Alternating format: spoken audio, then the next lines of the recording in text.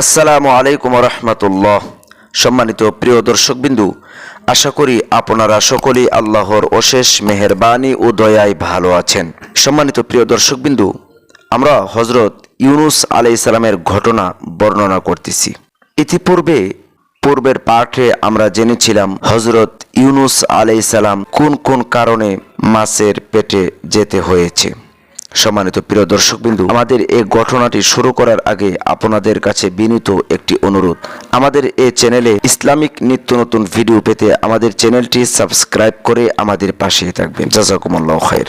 হযরত ইউনুস আলাইহিস সালাম কেন মাছের পেটে গিয়েছিলেন এ বিষয়ে জনৈক আধুনিক মুফাসসির বলেন, রিসালাতের দায়িত্ব পালনের ত্রুটি ঘটায় এবং সময়ের পূর্বেই এলাকা ত্যাগ করায় তাকে এই পরীক্ষায় পড়তে হয়েছিল। আর নবী চলে যাওয়ার কারণেই তার সম্প্রদায়কে আযাব দানে আল্লাহ সম্মতি হননি। অথচ পুরা দৃষ্টিকোণটাই ভুল।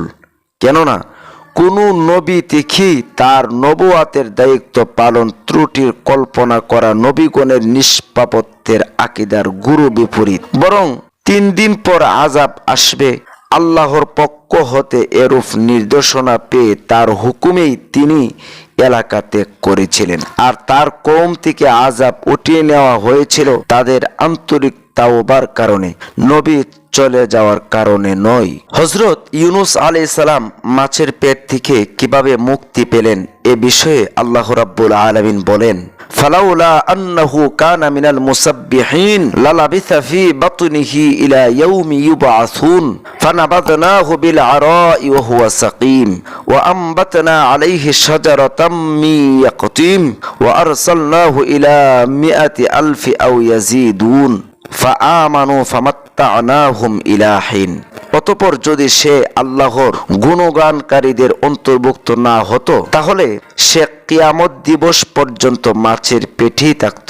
অতঃপর আমরা তাকে একটি বিজন প্রান্তরে নিক্ষেপ করলাম, তখন সে রুগ্ন ছিল। আমরা তার উপরে একটি লতা বিশিষ্ট বৃক্ষ উদ্গত করলাম এবং তাকে লক্ষ বা ততোধিক লোকের দিকে প্রেরণ করলাম।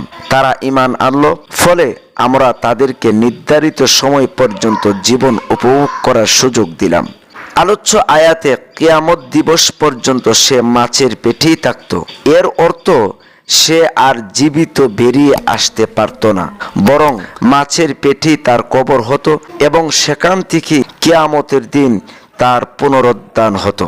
অন্য জায়গায় আল্লাহ রাব্বুল আলামিন তার শেষ নবীকে উদ্দেশ্য করে বলেন, ফাসবিরু লিহুকমি রাব্বিকা ওয়ালা তাকুন কাসাহিবিল হুত ইয নাদা ওয়া হুয়া মাকজুম লাউলা আন তাদারাকাহু নি'মান মির রাব্বিহি লানুবিতা বিল আরাই ওয়া হুয়া মাদমুম ফাজতাবাহু রাব্বুহু ফাজআলাহু মিনাস সালিহিন।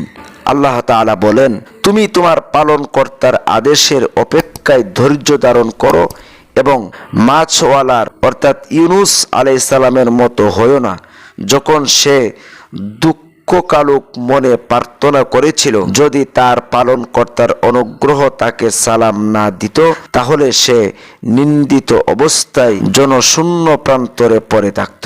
অতঃপর তার পালনকর্তা তাকে মনোনীত করলেন এবং তাকে সৎ কর্মশীলদের অন্তর্ভুক্ত করে নিলেন। সূরা কলাম। যদি আল্লাহর অনুগ্রহ তাকে সালাম না দিত তাহলে সে নিন্দিত অবস্থায় জনশূন্য প্রান্তরে পড়ে থাকত। এর অর্থ হলো, আল্লাহ যদি তাকে তওবা করার তৌফিক না দিতেন এবং তার দোয়া কবুল না করতেন তাহলে তাকে জীবিত অবস্থায় নদীর তীরে মাটির উপরে ফেলতেন না, যেখানে গাছের পাতা খেয়ে তিনি পুষ্টি ও শক্তি লাভ করেন, বরং তাকে মৃত অবস্থায় নদীর কোনো বালুচরে ফেলে রাখা হতো, যা তার জন্য লজ্জাজনক হতো। অতঃপর তার পালনকর্তা তাকে মনোনীত করলেন। অর্থ এটা নয় যে ইতিপূর্বে আল্লাহ ইউনুস আলাইহিস সালামকে মনোনীত করেননি, বরং এটা হলো বর্ণনার আকপিচ মাত্র। কোরআনের বহু স্থানে এরূপ রয়েছে। এখানে এর ব্যাখ্যা এই যে ইউনুস আলাইহিস সালাম মাছের পেটে গিয়ে ক্ষমা প্রার্থনা করাই আল্লাহ তাকে পুনরায় কাছে টানলেন এবং সৎ কর্মশীলদের অন্তর্ভুক্ত করলেন।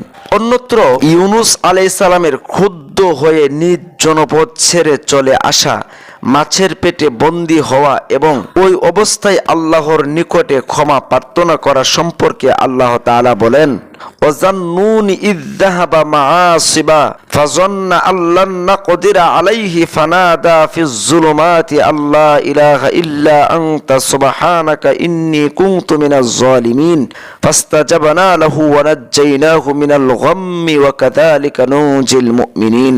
এবং মাছওয়ালা অর্থাৎ ইউনুস আলাইহিস সালামের কথা স্মরণ করো, যখন সে আল্লাহর অবাধ্যতার কারণে লোকদের উপর ক্ষুব্ধ হয়ে চলে গিয়েছিল এবং বিশ্বাসী ছিল যে আমরা তার উপরে কোনরূপ কষ্টদানের সিদ্ধান্ত নেব না। অতঃপর সে মাছের পেটে ঘন অন্ধকারের মধ্যে আহ্বান করল, হে আল্লাহ, তুমি ব্যতীত কোনো উপাস্য নেই, তুমি পবিত্র, আমি সীমা লঙ্ঘনকারীদের অন্তর্ভুক্ত। অতঃপর আমরা তার আহ্বানে সাড়া দিলাম এবং তাকে দুশ্চিন্তা হতে মুক্ত করলাম, আর এভাবেই আমরা বিশ্বাসীদের মুক্তি দিয়ে থাকি। হযরত ইউনুস আলাইহিস সালামের উক্ত দোয়ায়ে ইউনুস নামে পরিচিত। আল্লাহর রাসূল সাল্লাল্লাহু আলাইহি ওয়াসাল্লাম বলেন, বিপদগ্রস্ত কোনো মুসলমান যদি নেক মাকসুদ হাসিলের নিমিত্তে উক্ত দোয়া পাঠ করে তবে আল্লাহ তা কবুল করেন। রাসূল সাল্লাল্লাহু আলাইহি ওয়াসাল্লাম আরো বলেন, তোমরা আল্লাহর নবীগণের মধ্যে মর্যাদার তারতম্য করো না, আর কোনো বান্দার জন্য এটা বলা উচিত নয় যে আমি ইউনুস বিন মাত্তার চাইতে উত্তম।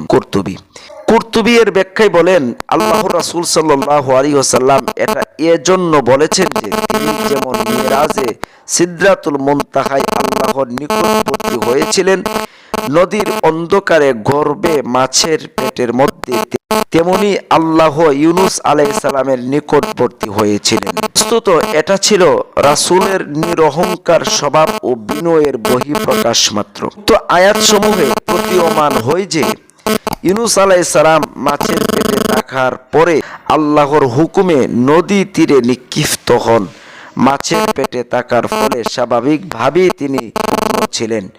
এ অবস্থায় সেখানে উদ্গত লাউ জাতীয় গাছের পাতা তিনি খেয়ে, যা পুষ্টি সমৃদ্ধ ছিল। অতঃপর সুস্থ হয়ে তিনি আল্লাহর হুকুমে নিজ কওমের নিকট চলে যান, যাদের সংখ্যা 1 লক্ষ বা তার বেশি ছিল। তারা তার উপরে ঈমান আনলো। পুনরায় শিরকি কর্মকাণ্ডে লিপ্ত না হওয়া পর্যন্ত আল্লাহ তাদেরকে অনুগ্রহ করেন এবং দুনিয়া বুক করার সুযোগ দেন। হযরত ইউনুস আলাইহিস সালামের এই মাছের ঘটনায় শিক্ষণীয় বিষয়সমূহ হলো: 1. বিভ্রান্ত কওমের দুর্ব্যবহারে অতিষ্ঠ হয়ে তাদেরকে ছেড়ে চলে যাওয়া কোনো সমাজ সংস্কারের উচিত নয়। 2. আল্লাহ তার নেক বান্দার উপর শাস্তি আরোপ করবেন না, যে কোনো সংকটে এরূপ দৃঢ় বিশ্বাস রাখতে হবে। 3. আল্লাহর পরীক্ষা কেমন হবে তা পরীক্ষা আগমনের 1 সেকেন্ড পূর্বেও জানা যাবে না। 4. কঠিনতম কষ্টের মুহূর্তে কেবলমাত্র আল্লাহর কাছে সাহায্য চাইতে হবে। 5. খালেস তওবা ও আকুল প্রার্থনার ফলে অনেক সময় আল্লাহ গজব উঠিয়ে নিয়ে থাকেন, যেমন ইউনুস আলাইহিস সালামের কওমের উপর থেকে আল্লাহ গজব ফিরিয়ে নিয়েছিলেন। 6. আল্লাহ ইচ্ছা করলে যে কোনো পরিবেশে ঈমানদারদেরকে রক্ষা করে থাকেন। 7. পশু পক্ষী, বৃক্ষলতা ও জলচর প্রাণী সবাই আল্লাহর হুকুমে ঈমানদার ব্যক্তির সেবায় নিয়োজিত হয়, যেমন মাছ ও লতা জাতীয় গাছ ইউনুস আলাইহিস সালামের সেবায় নিয়োজিত ছিল। 8. বাহ্যিক দৃষ্টিতে কোনো বস্তুত খারাপ মনে হলেও নেককার ব্যক্তির জন্য আল্লাহর উত্তম ফায়সালা করে থাকেন, যেমন লটারিতে নদীতে নিক্ষেপের সিদ্ধান্ত নিজের জন্য অতি খারাপ মনে হলেও আল্লাহ ইউনুস আলাইহিস সালামের জন্য উত্তম ফায়সালা দান করেন এবং তাকে মুক্তি করেন।